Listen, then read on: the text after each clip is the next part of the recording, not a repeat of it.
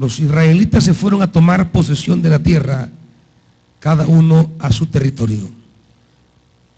El pueblo sirvió al Señor mientras vivieron Josué y los ancianos que le sobrevivieron, los cuales habían visto todas las grandes obras que el Señor había hecho por Israel. Josué, hijo de Nun, siervo del Señor, murió a la edad de 110 años y lo sepultaron en Timnat Heres, tierra de su heredad, en la región montañosa de Efraín, al norte del monte de Gaás. También murió toda aquella generación y surgió otra que no conocía al Señor, ni sabía lo que Él había hecho por Israel. Estos israelitas hicieron lo que ofende al Señor y adoraron a los ídolos de Baal. Abandonaron al Señor, Dios de sus padres, que los había sacado de Egipto, y siguieron a otros dioses, dioses de los pueblos que los rodeaban, y los adoraron, provocando la ira del Señor. Abandonaron al Señor y adoraron a Baal y a las imágenes de Astarte. Entonces el Señor se enfureció contra los israelitas y los entregó en manos de invasores que los saquearon. Los vendió a sus enemigos que tenían a su alrededor, a los que ya no pudieron hacerles frente. Cada vez que los israelitas salían a combatir, la mano del Señor estaba en contra de ellos para su mal, tal como el Señor se los había dicho y jurado. Así llegaron a verse muy angustiados. Entonces el Señor hizo surgir caudillos que los libraron del poder de los invasores, pero tampoco escucharon a esos caudillos, sino que se prostituyeron al entregarse a otros dioses y a adorarlos. Muy pronto se apartaban del camino que habían seguido sus antepasados, el camino de la obediencia a los mandatos del Señor. Cada vez que el Señor levantaba entre ellos un caudillo, estaba con él. Mientras ese caudillo vivía, los libraba del poder de sus enemigos, porque el Señor se compadecía de ellos al oírlos gemir por causa de quienes los oprimían y afligían. Pero cuando el caudillo moría, ellos volvían a corromperse aún más que sus antepasados, pues se iban tras otros dioses a los que servían y adoraban. De este modo se negaban a abandonar sus malvadas costumbres y su obstinada conducta. Por eso el Señor se enfureció contra Israel y dijo: puesto que ustedes han violado el pacto que yo establecí con sus antepasados y no han obedecido, tampoco yo echaré de su presencia a ninguna de las naciones que Josué dejó al morir. Las usaré para poner a prueba a Israel y ver si guarda mi camino y anda por él como lo hicieron sus antepasados.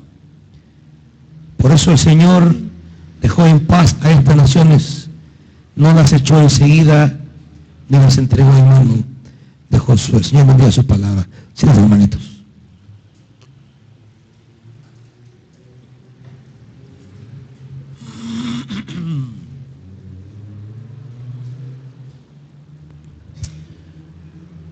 El libro de Jueces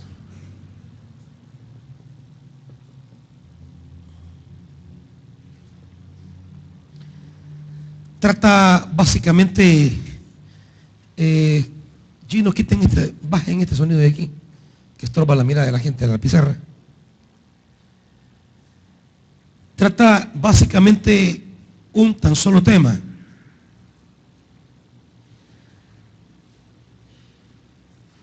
Jueces aborda la temática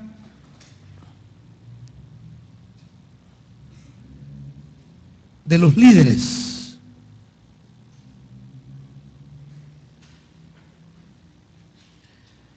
Jueces es un libro sobre hombres,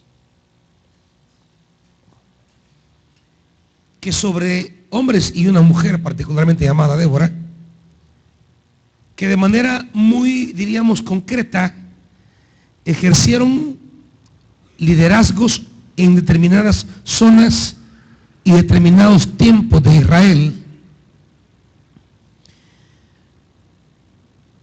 No hubo un tan solo caudillo, como le llama la NBI, o juez, como le llama la Reina Valera, que caudillo es la mejor traducción porque no eran jueces en el sentido jurídico del término. No eran hombres encargados de juzgar a Israel y aplicar leyes, normas, sino más bien eran hombres caudillos que conducían a Israel a victorias militares, no siendo militares. Unos eran campesinos, en el caso de Débora, era juez y luego pasó a ser caudillo. Es decir, ella tenía un ministerio de juzgar a Israel, era profeta, pero luego se vuelven en líderes militares. Pero son líderes que de manera temporal y local ejercen un liderazgo. El libro está colocado entre liderazgos auténticos. Y vamos a diferenciar justamente eso esta noche. Antes de Jueces, al libro de Jueces le preceden dos grandes líderes: Moisés y Josué.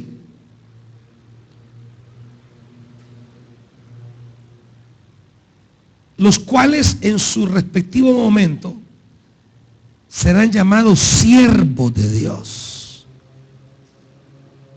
Se les adjudicará ese título de siervo de Dios, cosa que no se dará, cosa que no se aplicará a ninguno de los jueces.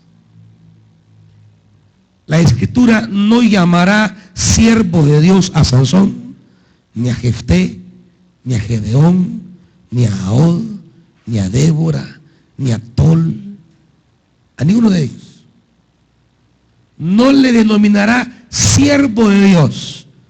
Serán caudillos, serán líderes, pero no entrarán en la categoría de siervo de Dios de Josué y de Moisés. Y tampoco estarán a la altura del otro siervo de Dios que viene después, que es Samuel.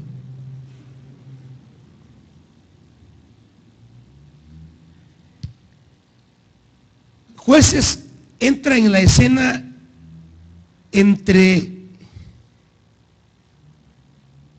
líderes que en el ejercicio de su ministerio lograron ser reconocidos como siervos de Dios y que lograron establecer en Israel parámetros, lograron establecer en Israel fundamentos, lograron establecer, darle a Israel una nueva identidad.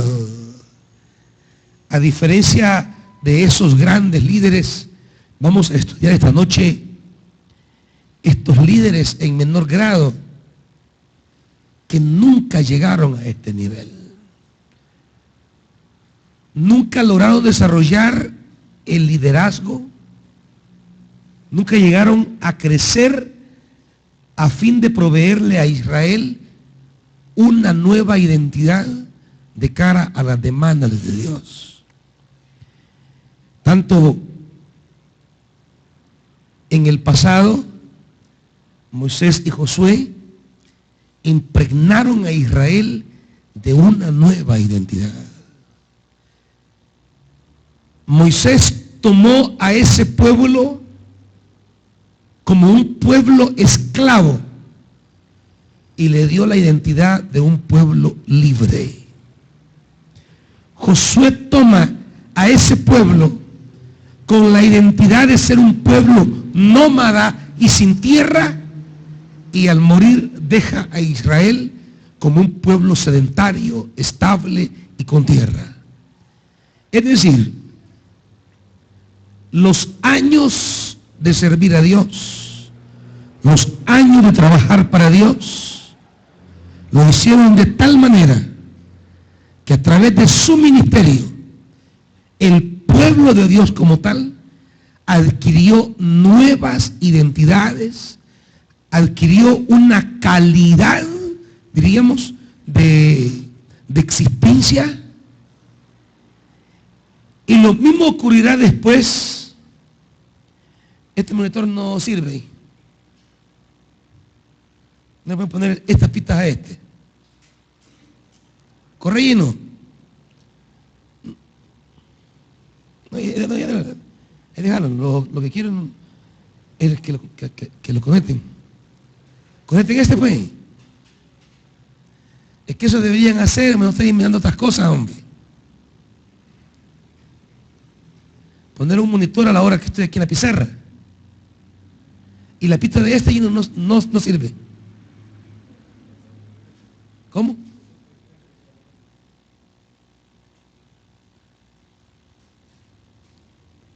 Samuel va a tomar a Israel en quiebra. Israel estará en una, diríamos, en una condición, en una realidad de quiebra espiritual.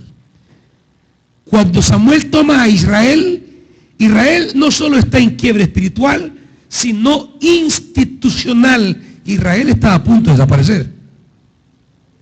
Israel ha venido a ser un pueblo de meramente campesinos. Ya no son los egipcios quienes lo dominan, lo controlan y lo explotan, sino los filisteos, quienes lo tienen subyugados. Samuel hará renacer. Samuel retomará el ministerio de Moisés y de Josué a tal grado que él será llamado también siervo de Dios. Participa de un estatus como Moisés y como Josué. Significa que en el pueblo de Dios pueden haber muchos líderes, pero pocos siervos de Dios. Significa que el reto de todo líder es el llamado un día siervo de Dios.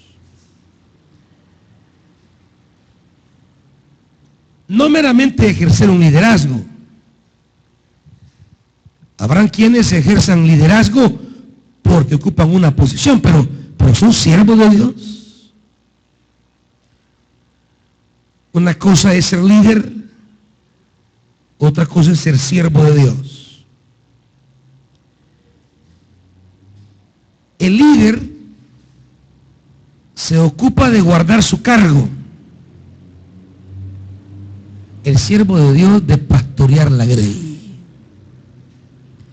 El líder anda cuidando su posición. Su muerte es que lo remuevan. El siervo de Dios no. El siervo de Dios no necesita cargos para servir.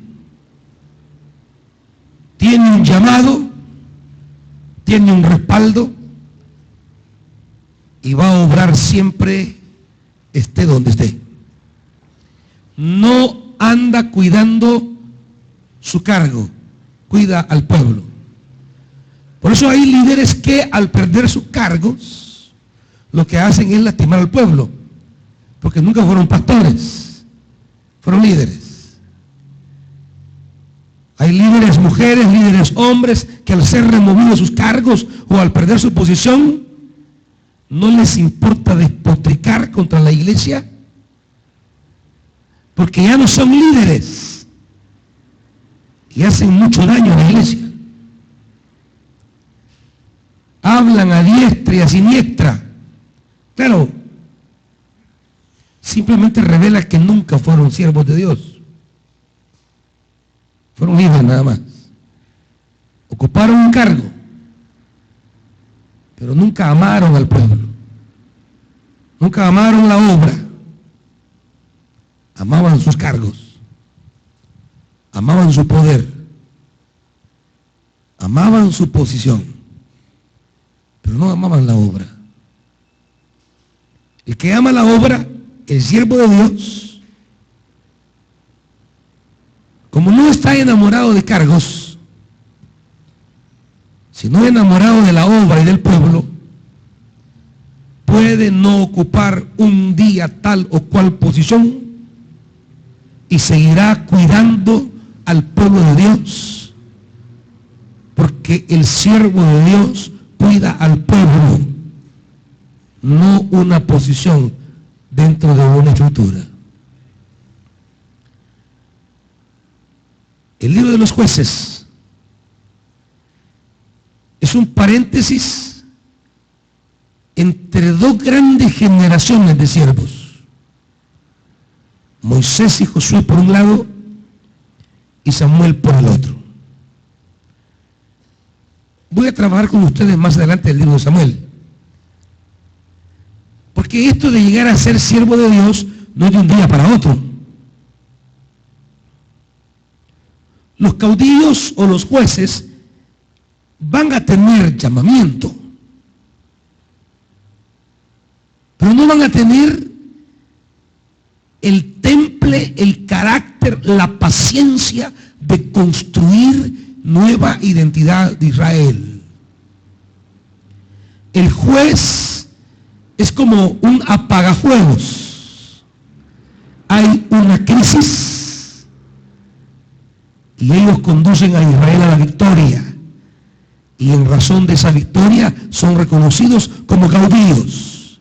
Sin embargo, su ministerio no llega a construir identidad de pueblo de Dios.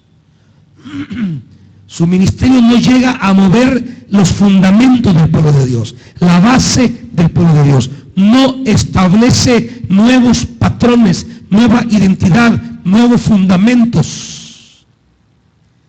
Por eso el pasaje que hemos leído dice que al morir el caudillo, volvían otra vez a hacer lo que hacían.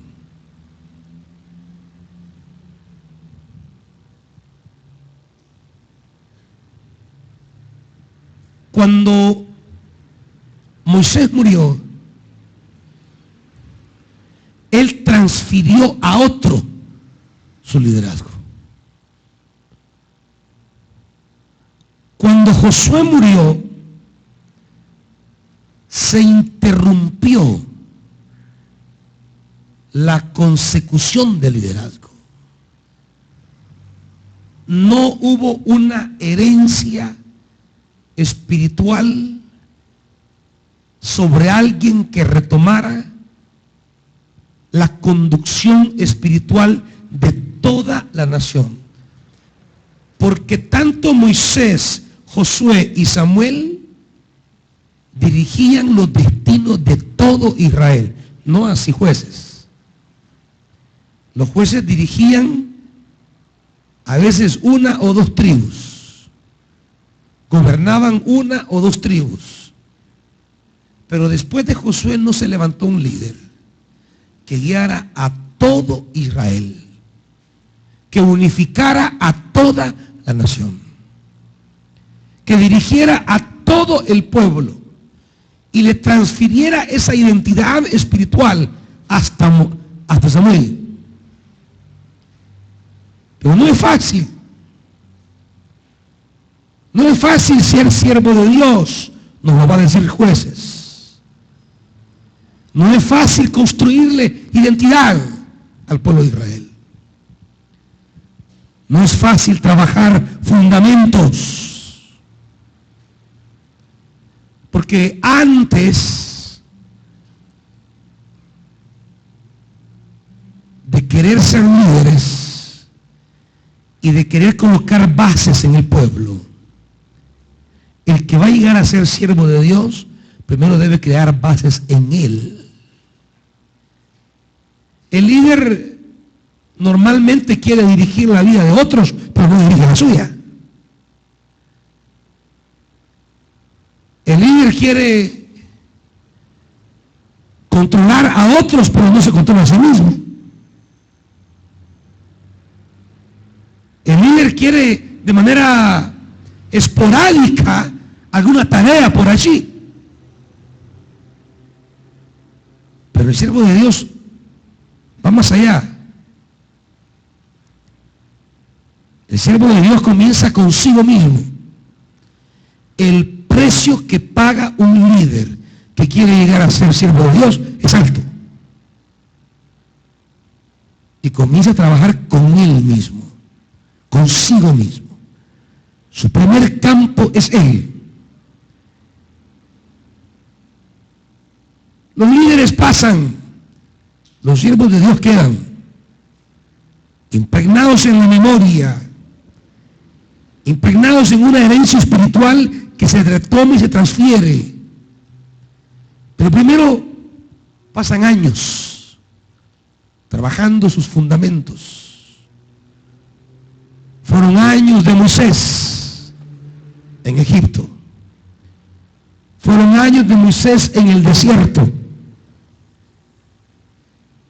¿Cuánto tuvo que aprender Moisés para entender los caminos de Dios? Fueron años de Josué a la par de Moisés. Fueron años construyendo principios, construyendo verdades, construyendo una mística de compromiso, aprendiendo. Y hoy día lo que pasa, entran y quieren ser líderes de noche a la mañana.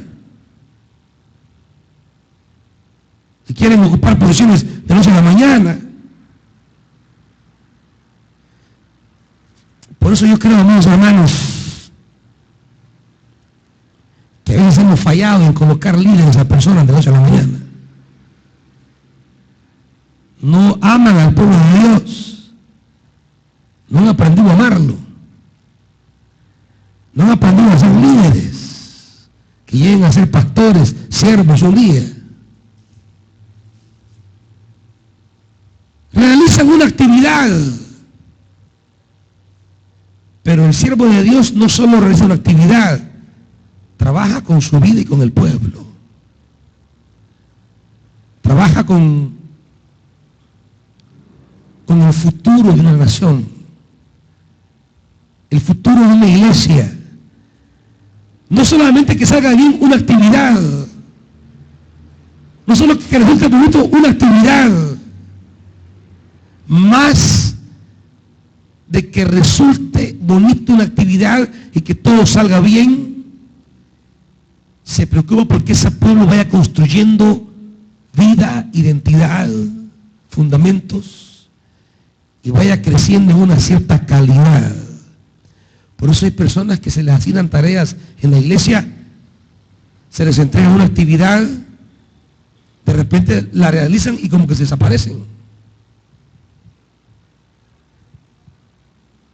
Gente que se le asigna un cargo, se preparan para el cargo, para el evento, lo cumplen y después, ¿y qué se hicieron? Personas que trabajan para eso, para una actividad. El líder que va a amar la obra, el líder que va a quedar sembrado para la posteridad, no se contenta con que salió bien algo. Su preocupación es mayor. ¿Está este pueblo caminando hacia la voluntad de Dios? Van a ser años de Samuel, van a ser años. Desde niño llegará al templo no va a tener en el templo los mejores ejemplos, porque los hijos de Elí eran ejemplos abominables de la Biblia. Pero el joven siguió creciendo, aprendiendo. No se deja desanimar ni descontrolar por los hijos de Elí, Ofni y Finés. No se deja desmotivar. Tiene una conciencia que Dios lo ha llamado para cosas grandes. Y no se dejará desanimar ante tan glorioso llamamiento. No se dejará desanimar por aquellos que ostentan en ese momento el poder del templo. Él seguirá haciendo lo que Dios lo ha puesto a hacer. Y un día, después de tantos años, Dios le entregará la conducción de Israel. Y Él va a asumir y va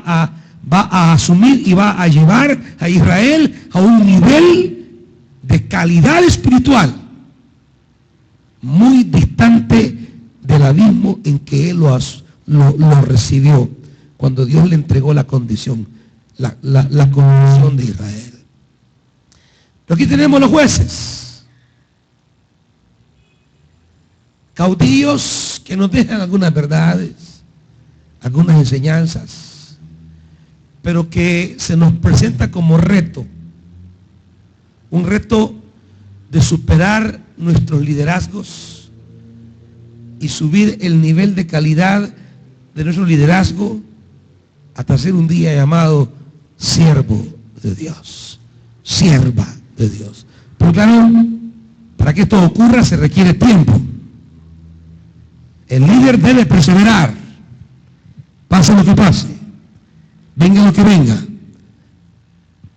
No trabaja para una batalla, trabaja para muchas batallas. No trabaja para una tribu, trabaja para todas las tribus. Porque hay líderes que se preocupan por su ministerio y los demás les vale. El líder de un ministerio, pero no es siervo de Dios de toda la obra. El líder que quiere llegar a ser siervo no solo ama lo que se le ha encomendado, él ama cada área de trabajo de la vida de la iglesia, porque sabe que toda área de trabajo es la obra de Dios. Hay líderes que esto es lo mío y lo demás no me importa. Esa es responsabilidad de fulana, de mengana. A mí me han encomendado esto. Claro, es la miopía con que asumen el liderazgo muchos. Solo quien comienza a expandir su mirada, solo quien comienza a derribar esas fronteras de que este es mi ministerio, este es el tuyo, este es el de aquel, este es el de aquella, solo aquella persona que es capaz de derribar esas fronteras y sentir carga por el resto de ministerios es alguien que va camino de ser líder a ser siervo de Dios. El líder trabaja para su pedazo de ministerio. El siervo de Dios trabajará para toda la obra de Dios. Sin embargo, hay lecciones. Veamos algunos apuntes que tenemos esta noche, hermanitos. Hay algunas lecciones que vamos a reconocer en este libro. ¿Quiénes eran los jueces? Eran líderes, como dice la NBI, eran caudillos, carismáticos que guiaban a Israel a la victoria.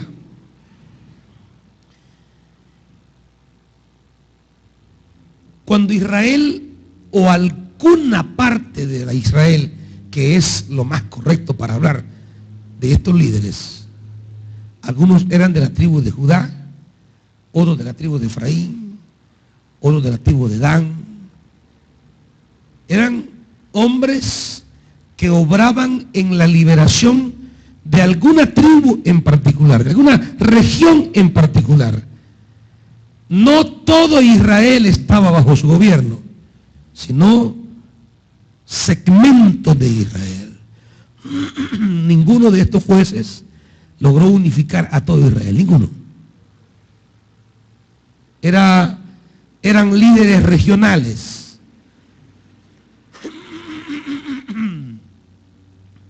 Líderes regionales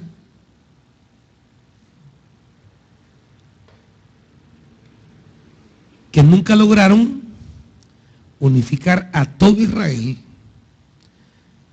y conducirlo a un nivel de excelencia espiritual y de fidelidad a Dios, sino obrar victorias militares regionales en beneficio de una tribu en particular.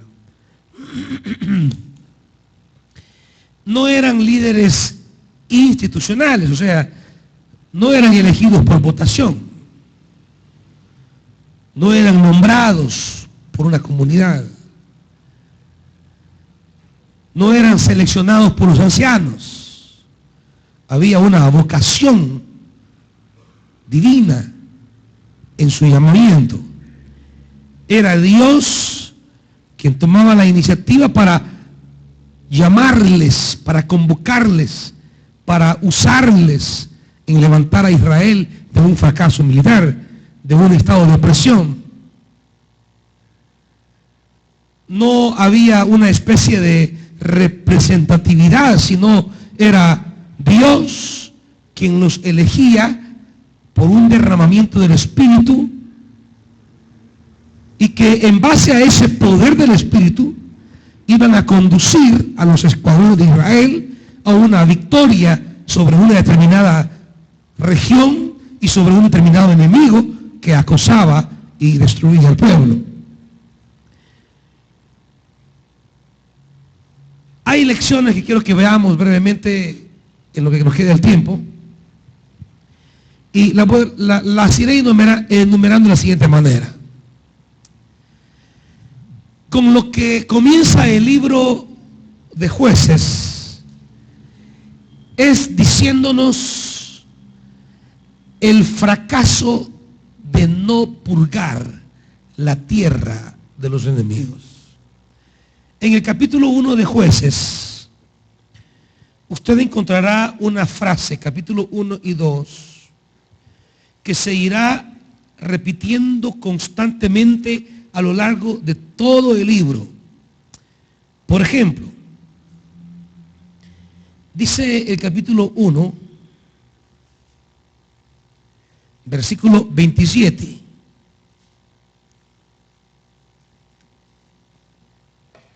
Pero los de la tribu de Manasés, ¿qué? Están todos con la Biblia abierta, hermanitos. Hablen pues. Pero los de la tribu de Manasés no pudieron expulsar a tales y a tales, ni tampoco a tales y a tales. Versículo 29. Los de la tribu de Efraín tampoco pudieron expulsar. 30. Los de la tribu de Zabulón tampoco pudieron. 31. Tampoco los de la tribu de Aser pudieron expulsar. 32. Por eso, como no pudieron expulsar. 33. Tampoco los de la tribu de Neftalí pudieron expulsar. Y hay una constante, hay una permanente en el capítulo 1. Los israelitas no expulsaron de las regiones asignadas por Dios a tales y a tales pueblos. Y estos pueblos se van a convertir en la vida de Israel. Estos pueblos que no expulsaron serán su piedra de tropiezo, serán las que queden allí como diríamos, voraces inclinaciones a volverse a otro Dios. Lo que no expulsaron será lo que termine contaminándoles. Eso es como lo primero con lo que el libro se abre. Es como que le quiera decir, lo que te traerá mal a tu vida es lo que no has querido sacar de ti. Es como una primera verdad que el libro arroja. Lo que no quitemos de nuestra vida pasada siempre terminará contaminando y dañando nuestro futuro y relación con Dios. Había una orden expresa. Ustedes van a expulsar. Dios los manda a expulsar a las naciones. No dejarán a nadie.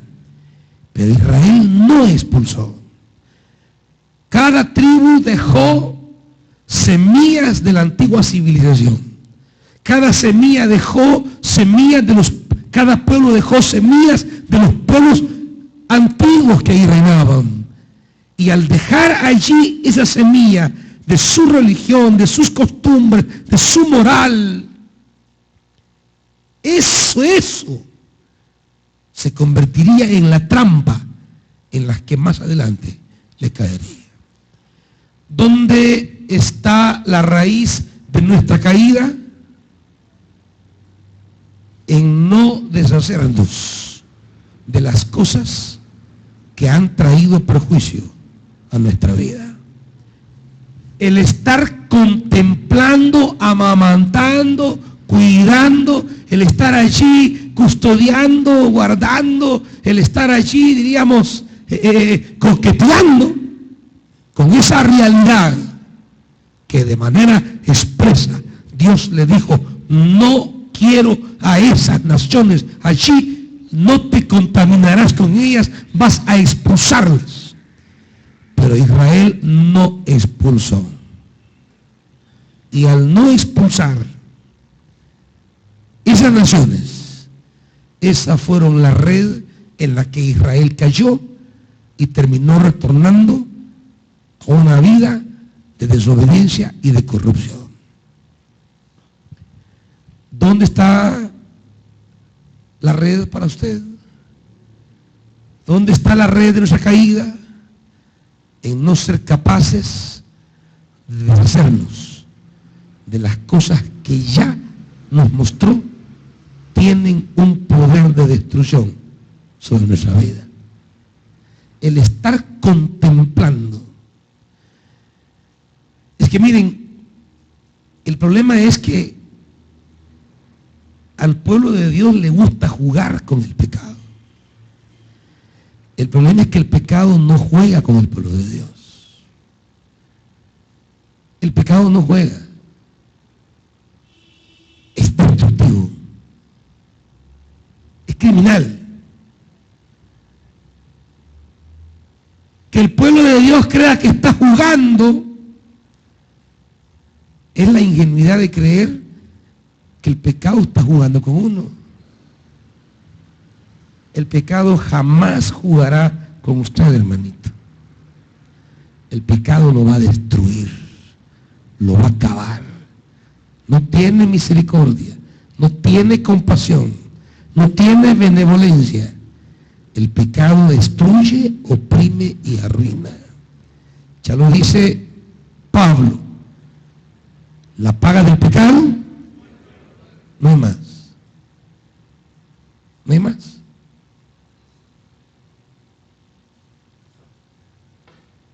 Si queremos que se destruyan nuestros caminos, siga contemplando entonces las cosas que Dios ya le dijo que no quiere en su vida. Si quiere caer en la red de destrucción,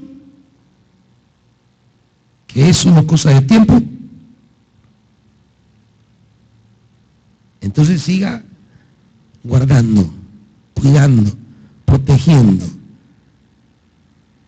las cosas que Dios ya le dijo que quiere que la saque de su vida.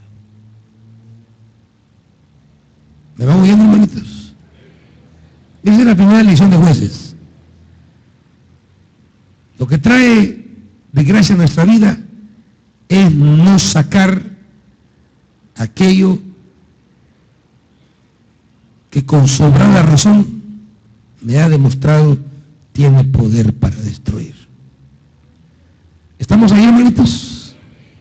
Por eso Pablo dirá una y otra vez, despojaos del viejo hombre. Pablo dirá, saquen el viejo hombre, quítense el viejo hombre. Pablo nos exhorta constantemente a estarnos despojando, a estarnos quitando, desvistiendo de las cosas que no van ya con el hombre nuevo. Esa es la vida cristiana. Un constante esfuerzo de despojarse de las cosas que arruinan la vida cristiana. Vida cristiana no es que un día para otro sea perfecto, pero sí es el proceso en el cual me estoy despojando, quitando de las cosas que un día van a dañarme y van a servirme de red y de piedra de tropiezo. El libro de los Jueces deja muy en claro que Dios no es indiferente ante la desobediencia de Israel. Uno de los engaños de la religión es pensar que Dios no ve, que Dios no oye. El acomodar a nuestra visión personal de lo que Dios debería ser, lo acomodamos a esa visión particular. Dios no ve, Dios no mira, Dios no oye. Que usted piense que Dios no oye, que usted crea que Dios no mira, no significa que Dios esté ciego, sordo o mudo. De ninguna manera. Que según en usted Dios no está presente, que en su mente eso no tenga cabida, no significa que sea realidad. Dios ve, Dios oye, Dios habla. No es indiferente ante ninguna acción del ser humano. Ninguna. Todas las acciones del ser humano están medidas por la mano de Dios. Y a su debido momento llega la hora, ante la renuencia de querer abandonar lo que nos daña, ante la terquedad, que es lo que hemos leído que pasaba con el pueblo de Israel. Dice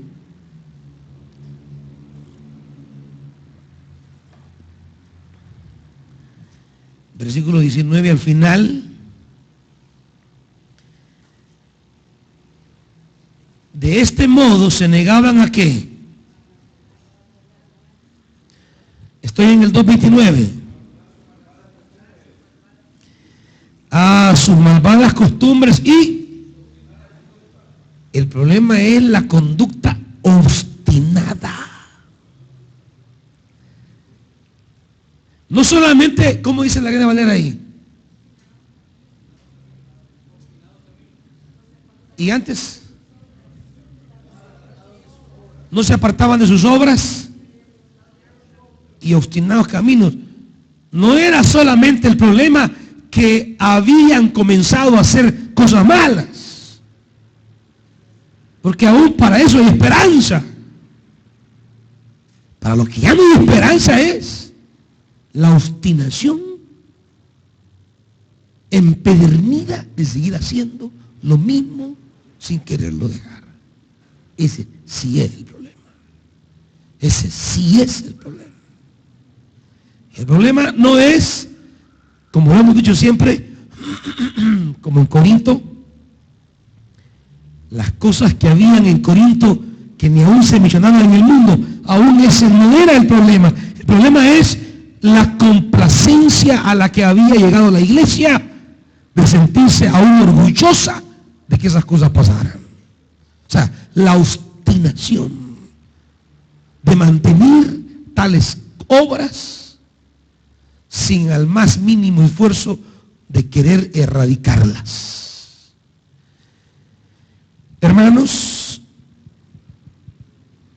Dios puede ver su lucha, puede acompañarme en esa lucha, pero jamás lo va a acompañar en su obstinada conducta, en su terca desobediencia. Dios puede acompañarlo en el deseo de su corazón de dejar aquello que será pie de tropiezo para usted. Dios puede acompañarlo en el abandono de aquello que será para usted nocivo, dañino, perjudicial. Y usted le dice a Dios, que yo quiero soltarme de esto, quiero librarme, quiero expulsar, quiero quitar esto. Y Dios no puede acompañar ahí. Pero si no solamente están tales acciones, sino que hay una terquedad de insistir en seguir en ellas, llegará el día que Dios no pasará desapercibido esa realidad. Llegará el día que eso traerá consecuencias. Y después no culpe a Dios. Dice, no con el pueblo. No le echen la culpa a Dios de lo que hoy Él le dice, esto yo no lo quiero en tu vida. Esto no lo quiero en tu vida. Esto no lo quiero en tu vida. Esto no lo quiero que sea parte de ti. Y si no se lo dice una y otra y otra y otra vez, pero usted sigue obstinado, cuando esto cobre consecuencias, no le eche la culpa a Dios. Asúmala y diga, esto es por mi terquedad, porque fui obstinado, terco, burro. ¿Está bien ahora, hermanito? Sigamos. Esto es lo que el libro de Jueces nos enseña. Tenemos, no, aparte de esto, yo les puse los jueces mayores y menores. El libro está estructurado sobre 12 jueces, como para hablar de las 12 tribus de Israel. Hay 12 jueces, en torno a lo cual el libro está ordenado. Se le llaman 6 jueces mayores y 6 jueces menores.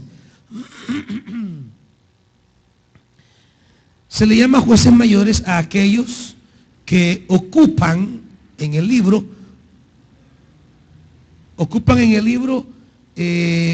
más espacio. Se habla de ellos. Se habla de ellos y se les da cierto espacio, cierto margen. Y hay otros 6 jueces que se llaman menores, que prácticamente no son mencionados, sin mayores detalles en su vida.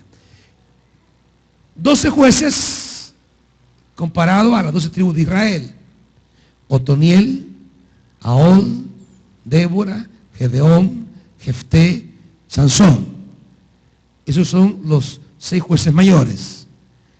Y están los 6 jueces menores: Sangar, Tola, Shair, Ibsán, Elón, Abdón. De estos pues no conocemos más que sus nombres y no tenemos mayores detalles de ellos. De estos 6 tenemos historias que van de 1 a 2 o a 3 capítulos, que se nos habla de aspectos particularmente claros de sus ministerios.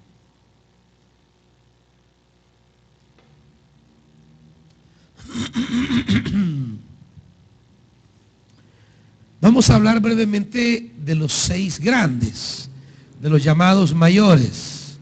Hay uno que es Abimelech, hijo de Gedeón. Este será llamado como, este es como un antijuez. Eso es lo que no debería hacer ningún juez en Israel. Alguien sediento de poder. Abimelech es aquel que está dispuesto a sacrificar a sus hermanos para estar bien él. Abimelech es aquel que está dispuesto a dañar al pueblo con tal de quedar él nítido. Y me dice que él mandó a matar a sus hermanos, 70 hermanos,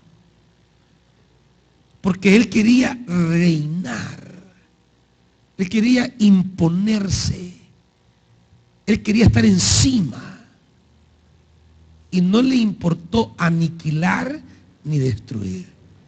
En ese contexto de Jueces aparece un antijuez en el capítulo 9. Usted puede leerlo más despacio en su casa, conocer a Abimelech y todo el daño que Abimelech va a hacer al pueblo. Ese es el líder que ama su poder. El líder que ama su poder, pero que no ama al pueblo, que no ama realmente la obra. Siempre y cuando él vaya y esté bien, no importa sobre quién pase encima, a quién aplaste, a quién denigre, a quién contra quien hable, mentiras de quien invente, la lengua que saque, la difamación que realice contra alguien, no importa. Siempre y cuando él salga a flote y esté bien, esté nítida, no le importe a quién se va a pasar arrollando. No le importa a quién se va a pasar llevando. Ese es Abimelech. Y ahí aparece como un antijuez. Léalo, porque puede llegar a descubrir que hay Abimelech aquí en esta iglesia, sean hombres o mujeres, ¿verdad? Sean hombres o sean hermanitas que con tal de salir adelante y quedar bien ellas, no le importa llevar entre las patas a nadie, a quien sea, y viceversa. Está Abimelech, léalo. Es un antijuez.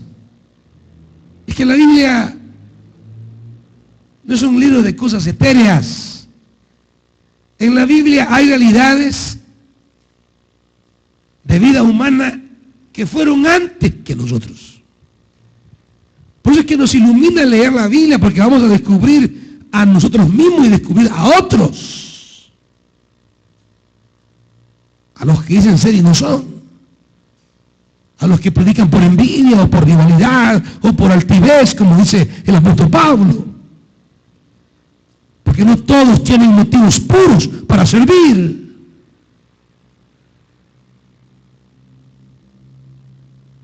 Y vamos a ver algunas lecciones en particular de los primeros 6 jueces para tener un panorama acerca del libro de Jueces como lo llevamos hasta hoy. Tenemos en primer lugar a Otoniel.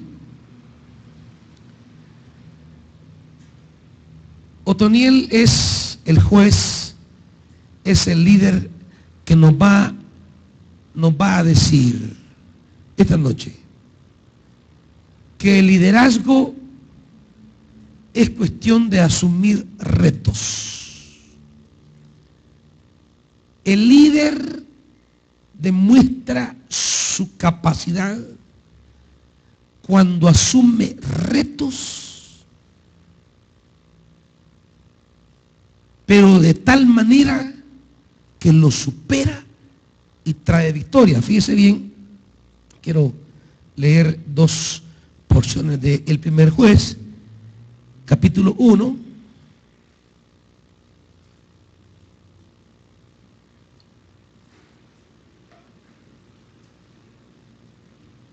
Dice Jueces 1:12, entonces Caleb dijo, a quien derrote a Kiriat Sefer y la conquiste, yo le daré por esposa a mi hija Axa. ¿Y fue quién? Otoniel, hijo de Kenaz, hermano menor de Caleb, quien la conquistó. Capítulo 3, versículo 7. Los israelitas hicieron lo que ofende al Señor, se olvidaron del Señor su Dios, adoraron a las imágenes de Baal. El Señor se enfureció a tal grado que los vendió a Cusán Risatayim, rey de Aram Naharayim, a quien estuvieron sometidos durante 8 años. Clamaron al Señor y Él hizo que surgiera un libertador, Otoniel, hijo de Kenaz, hermano menor de Caleb, y Otoniel liberó a los israelitas. El espíritu, porque no hay liderazgo de ningún juez sin el espíritu. El espíritu del Señor vino sobre Otoniel y así se convirtió en caudillo de Israel. Dije al principio que eran líderes carismáticos, es decir, líderes que se convertían en líderes a fuerza del Espíritu Santo en ellos. No los elegían, no los nombraban, no los contrataban.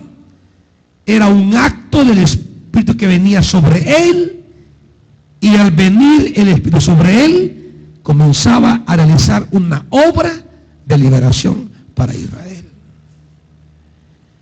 El líder debe abrirse camino a base de superar retos en el poder del Espíritu Santo. Otoniel es llamado por Dios cuando pregunta a Caleb, cuando el gran Caleb, el terrible Caleb, ese hombre que valoramos tanto, dice: ¿quién se atreverá a conquistar la tierra más difícil? Es Otoniel el que dijo: yo lo haré. Es que el líder es el que asume retos más grandes que él incluso. Hay gente que le gusta seguir haciendo lo que siempre ha hecho, y si lo ponen a hacer otra cosa, no es que no le hallo yo ahí, es que para eso no sé, es que para eso no puedo. O sea, ¿qué es entonces usted? ¿Qué es? Dios llamará a Otoniel porque Otoniel será alguien que ame los desafíos, que ame los retos. Aquel que emprende tareas más grandes que su misma fuerza y capacidad, esa es la gente que Dios va a levantar. Esa es la gente que Dios va a usar. La gente que se va a complicar en tareas complicadas. La gente que va a entrar en caminos difíciles. Pero dice: a mí métanme ahí. No es aquel que anda buscando lo más fácil, lo más aguado, lo más sencillo. Deme el trabajo más duro a mí. Deme la tarea más complicada. A ese llamó Dios, para hacer una obra, la primera gran obra liberadora de Israel. Luego viene Ahod. Ahod es un juez que no está traumado por sus limitaciones. Ahod es el líder que no se deja dominar por alguna cualidad, alguna desventaja que él tenga respecto a los demás. Ahod es el juez que no dejará que ningún tipo de parálisis de la que sea le minimice su capacidad emprendedora. Digo esto porque hay gente que se maneja en sus complejos, ¿va? Gente que se maneja uno sus síndromes de no tengo, de no puedo, es que yo no sé hablar, es que a mí nunca me hicieron de esto, nunca me dieron aquí, nunca me quisieron, nunca me amaron. Tenemos esos complejos que los paralizan. ¿Sabe? Ahod era una persona en su contexto, diríamos, ¿qué es esa palabra?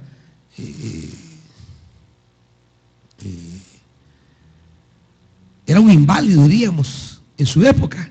Tenía una invalidez. Era zurdo. Eso en aquel contexto era tener un tipo de invalidez. Era una persona que usted sabe que la misma Biblia y la misma costumbre le ha hablado. ¿Cómo le llama a la diestra? A la derecha, diestra. Y a la izquierda, siniestra. Imagínense.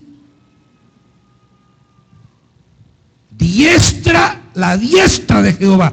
Dígame, ¿dónde se habla de que Dios sea zurdo? Dios en la Biblia es siempre derecho. Se habla de la diestra de Jehová. Porque en la cultura en que la Biblia se concibe, ser izquierdo es ser inválido. Y me dice que se le llama siniestra. Eso suena como a algo tenebroso, tétrico. Algo que ni hay que mencionar. Es siniestro.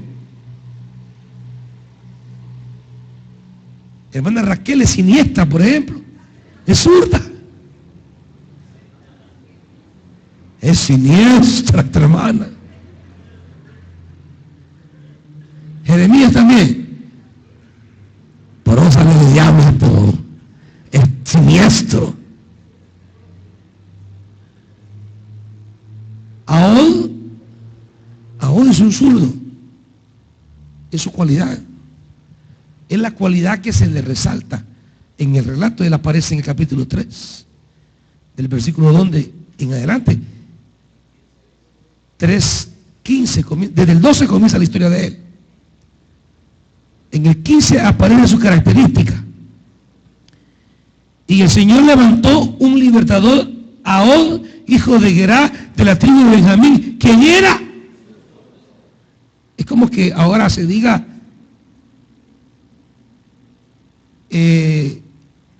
Dios es el líder, pero cojea. Pero perdió un oído, perdió un ojo, perdió una mano, perdió un pie. Tiene algún tipo de invalidez y las personas desarrollan un cierto complejo de inferioridad ante la invalidez o la pérdida de algún factor o elemento de su vida. O invalidez intelectual. Yo no fui nunca a la escuela. Yo no aprendí a leer. A mí no se me desarrolló el cerebro. Porque hay invalidez. Sin embargo, será la invalidez de este hombre la que él usará como elemento sorpresa para atacar a su enemigo y traer liberación a Israel. Ahod es el líder, es el juez que nos dice que las limitaciones no paralizan a un líder. Al contrario, sus limitaciones son su fortaleza.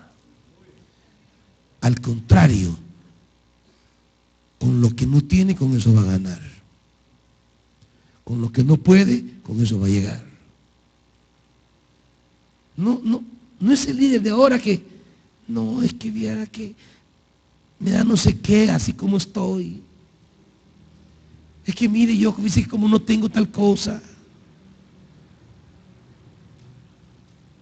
Hermanos, buscar justificaciones sobre cualquier limitación es solo una forma elegante de ser cobarde. Justificar no hacer tal o cual cosa es solo una manera bonita de decir soy cobarde. Ahora entendió que si Dios lo ha llamado es porque aún su limitación Dios la usará para traer liberación a Israel. ¿Están oyendo, hermanitos? Hay otro que aparece que es Débora, que resulta interesante en la cultura patriarcal que aparezca una mujer ocupando un lugar tan importante. De los 12 jueces, ella será la única mujer. Y originalmente aparece más como juez y no como caudillo, porque ella sí gobernaba a Israel, pero no la usaba Dios para dar una victoria militar a Israel. El capítulo 4, que es la que nos narra, junto con el capítulo 5, la historia de Débora, dice, versículo 4, en aquel tiempo gobernaba Israel una profetisa llamada Débora, que era esposa de Lapidot. Ella tenía un tribunal bajo la palmera de Débora entre Ramá y Betel, en la región montañosa de Efraín, y los israelitas acudían a ella para resolver sus disputas. Esta era jueza de verdad. Bajo el don de profecía, ella juzgaba a Israel. Y un día mandó a llamar a Barak. Dios le había dado una palabra a Barak y le dijo: el Señor, el Dios de Israel, ordena: ve y reúne en el monte Tabor a 10,000 hombres de la tribu de Neftalí y de la tribu de Salomón. Yo atraeré a Sísara, jefe del ejército de Jabín, con sus carros y sus tropas hasta el arroyo de Quizón, y ahí lo entregaré en tus manos. El juez, el caudillo que Dios llamó, ¿quién era? Barak, no era Débora, era Barak. Él llamó a Barak para que fuese el libertador de Israel. Pero Barak, mire con lo que le sale: solo iré que no te desgraciado. Si usted va, yo voy, mi amor. Estos son como las esposas que si el marido va y le dice va, no va. Los maridos que si la mujer va y le dice va eso, no va. Es la gente que pierde su liderazgo. Porque solo va, sí, fulano va. Sí, vas a ir, amiguis. Si vos vas, si voy yo. No son niños desgraciados, inútiles.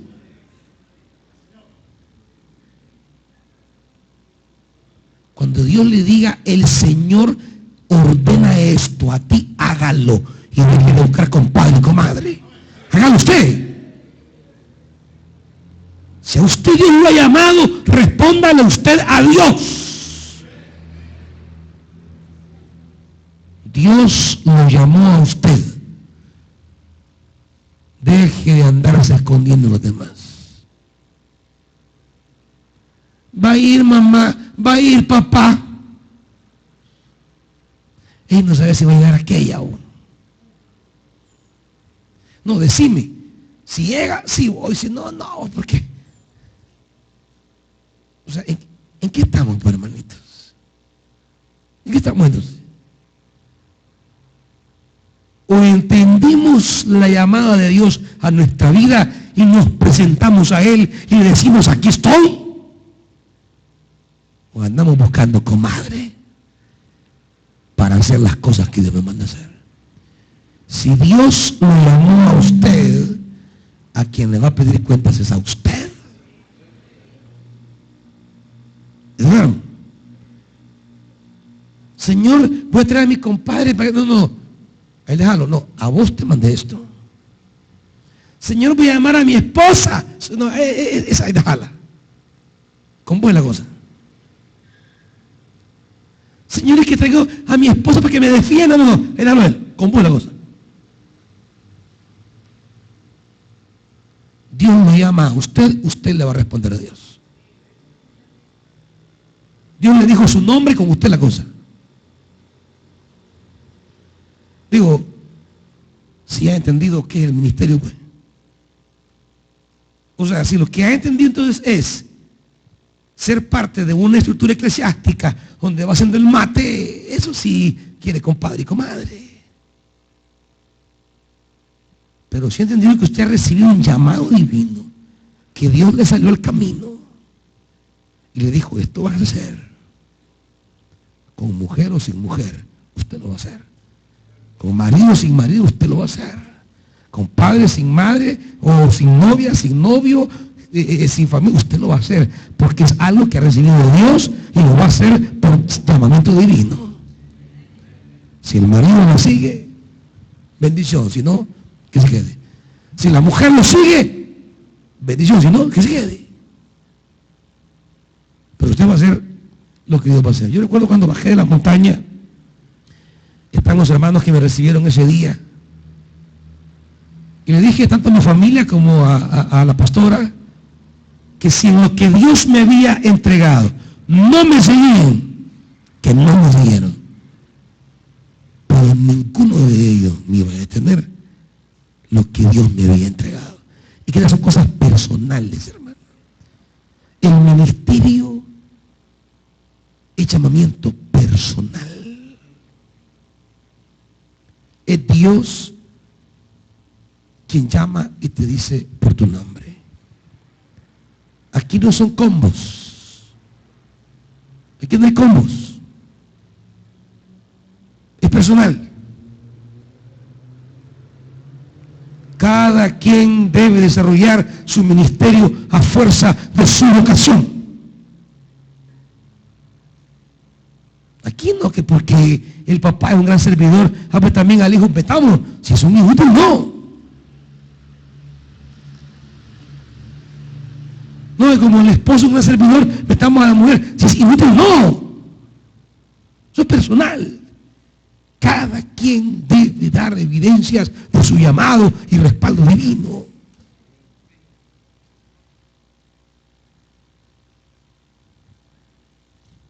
Avancemos porque el tiempo se me va, hermanitos. Quiero hablar de Gedeón. Gedeón es el líder que nos enseña que toda victoria es fruto de la gracia de Dios. Dice Gedeón, quiero tomar un versículo en particular, capítulo 7.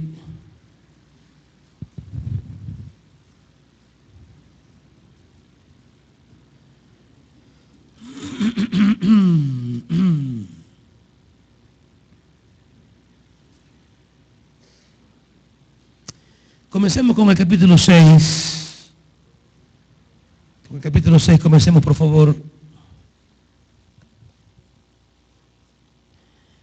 Versículo 15, pero Señor, objetó Gedeón, ¿cómo voy a salvar a Israel?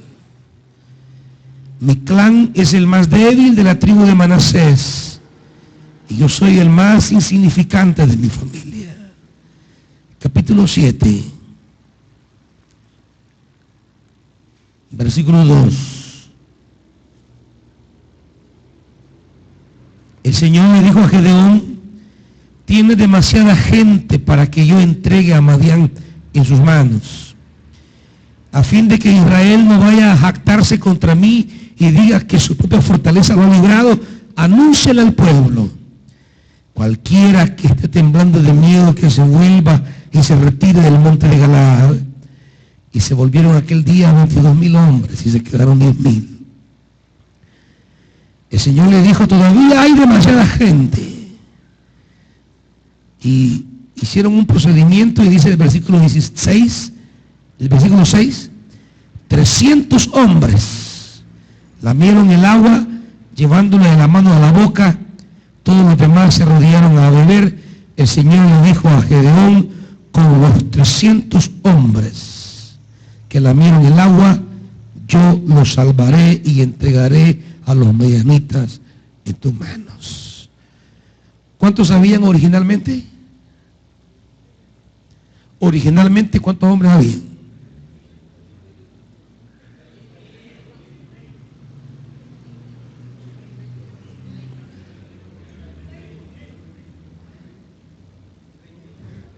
Hermanos, ni las cuentas pueden sacar, hermanitos. ¿Cuántos se fueron la primera vez? ¿Y cuántos quedaron? ¿Cuántos habían? Por uno pasaron matemáticas ustedes, pa. 32,000 hombres. ¿Cuántos quedaron?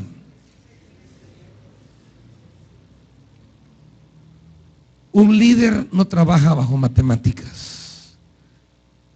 Un líder trabaja con la palabra recibida. ¿Sabe lo que para una iglesia? ¿Sabe lo que nos detenía tanto antes a nosotros? Cuando éramos la vieja iglesia, eran las matemáticas. No nos pegaban los números. Nunca hacíamos nada porque no teníamos. Hoy seguimos sin tener, pero hacemos un montón de cosas. No por las matemáticas. Mire, ustedes se asustarían si les saco el listado de todos los gastos de la iglesia. Hemos terminado los 5 renuevos. Llevamos ya 4 o 5 noches, Nelson. 4 noches de buenas nuevas. Vamos para Valle del Sol el lunes próximo. Los jóvenes ya tuvieron su congreso. Hemos ido a los penales. Hemos invertido algunos recursos. Tenemos casi 28 estudiantes a quienes les ayudamos con sus estudios en la universidad. De 28 a 32 estudiantes que estudian con ayuda de la iglesia. Tenemos todos los gastos fijos de la iglesia y se hace una gran obra. No tenemos. Después de los renuevos, si revisamos la cuenta de la iglesia, no llegamos ahorita ni a $250. Quedamos lavados. Pero no vamos a dejar de hacer nada de lo que Dios nos hizo que hagamos, nada. Porque llevamos 8 años caminando no por las matemáticas, sino por el poder de Dios. Porque Dios quiere que aprendamos que no es por recursos nuestros que vamos a hacer todo lo que hacemos, que es por su poder y por su fidelidad. Solo tenemos que obedecer. El Señor quiere que hagamos esto o lo otro, hagámoslo. Quiere que vayamos aquí, nos abre puerta, hagámoslo. Donde Él nos envíe, donde Él nos mande, hagámoslo. Puede parecer risible. 300 hombres para un enorme ejército. Hagamos números. No es cosa de hacer números. Es cosa de obedecer su palabra. Avancemos porque ya se me fue el tiempo, hermanito. Tenemos un par de líderes más. Después de Gedeón viene Jefté. La historia de Jefté es bien bonita, ¿sabe? La historia de Jefté es bien retadora, ¿sabe? Quiero que vea a Jefté en el capítulo 11.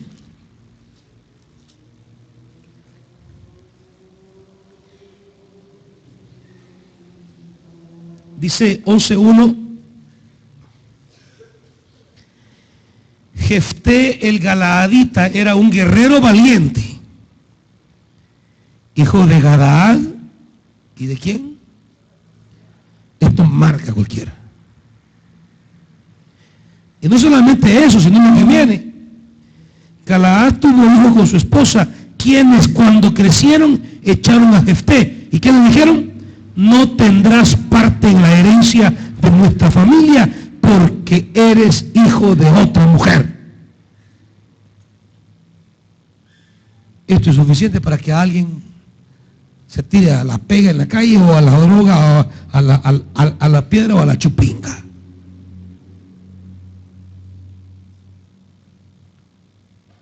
Esto es suficiente para que alguien quede marcado y decir, no, mi mamá prostituta, mis hermanos ni me querían, me echaron de la casa. Pero Jefté es la historia del líder cuyas condiciones familiares no determinan la gloria de su ministerio. Jefté es el hombre que se levantará por encima de esa condición familiar y va a ser guiado por Dios en un camino maravilloso. Dice, por ejemplo, versículo 28,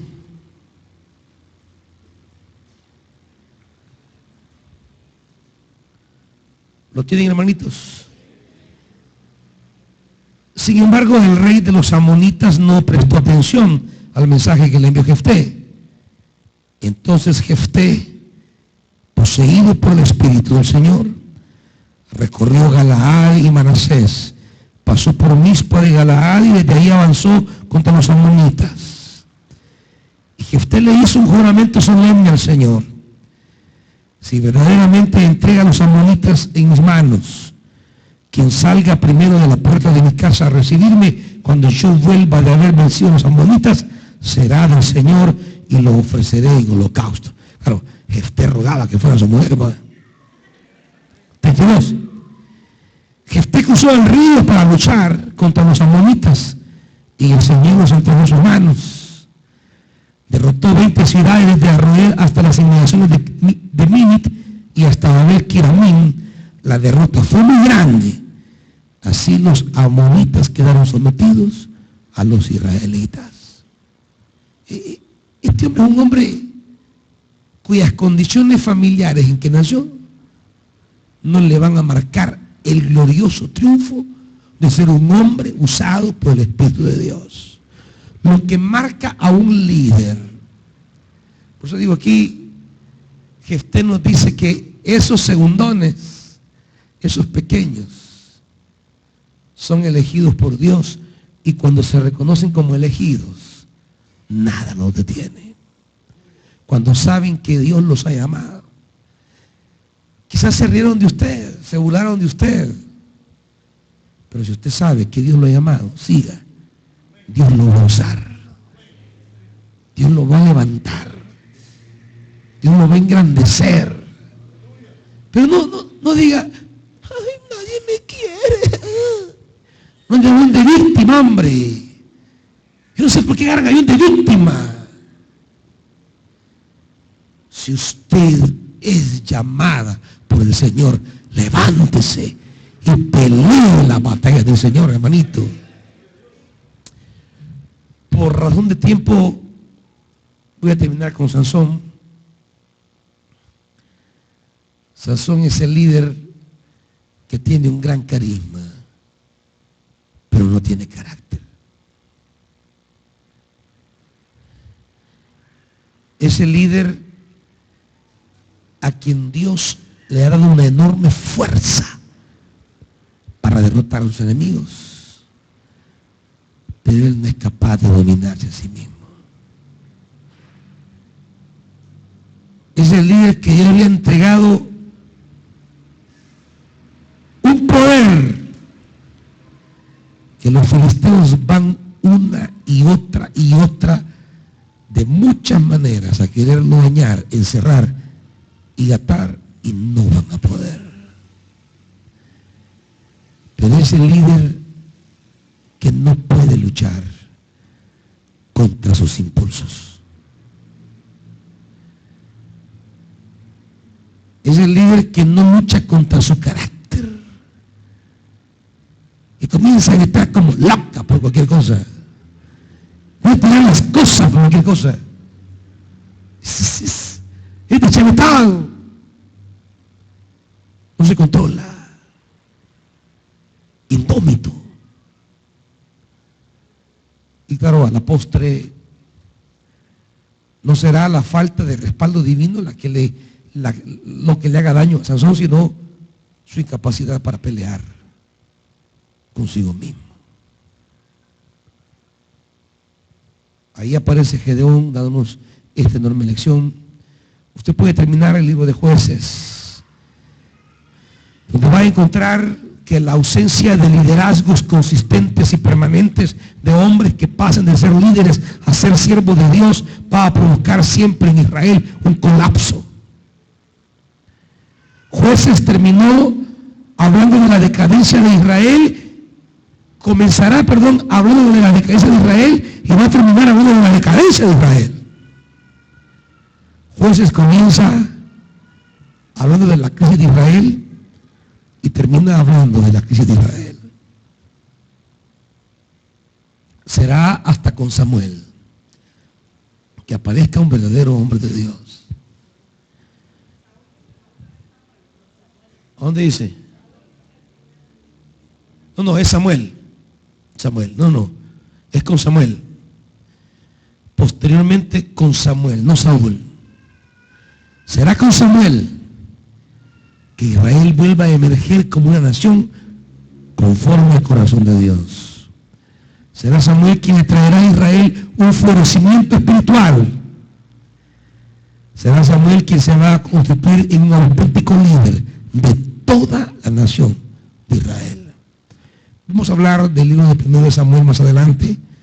El que viene es el libro de Ruth, el próximo martes. Y luego tomaremos a Samuel. Yo desarrollaré el primer libro de Samuel. Voy a decirle a la pastora que tome el libro de Ruth para hablar de esa mujer que desde la nada llega a convertirse en madre de Israel.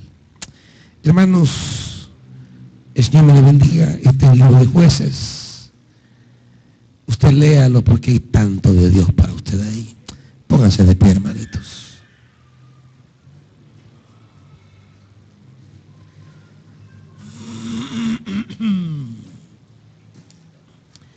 Padre,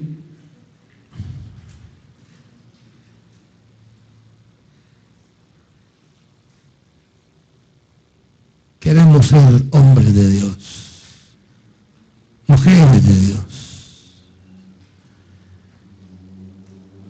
No queremos ser solo personas que ocupen cargos, que amen tu llamado, que amen tu voz, que amen tu obra. Que estemos dispuestos a morir con tal que tu obra viva. A trabajar para que otros descansen. A luchar para que otros tengan paz.